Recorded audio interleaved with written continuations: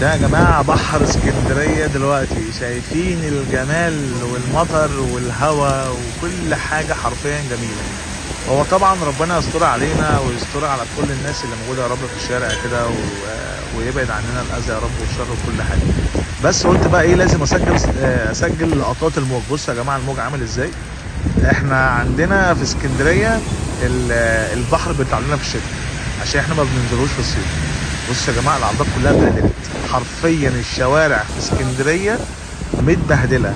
انا بقول لكل الناس حرفيا محدش ينزل غير للضروره القصوى، اللي هو في حاجه مهمه جدا انزلوا. بس انا بقول لكم الهواء والمطر وكل حاجه حرفيا الدنيا بايظه خالص يعني. بصوا ده يعني بص الموج بيخرج لحد فين، اللي هو اصلا يعني صباح الفل. يعني اللي يمشي على البحر عادي لازم الميه هتطوله يعني. بص يا جماعه هو في متعه يعني. هو الناس اللي بتحب الشتاء اكيد فاهمين وعارفين انا اقصد ايه بالظبط. هو في متعه وفي لذه غير طبيعيه في الموضوع. بس يعني فان شاء الله ربنا يعدي ان هو دي على خير باذن الله، علشان الناس الغلابه اللي بتنزل يعني شغلها الصبح. وبجد يعني ربنا يستر بجد.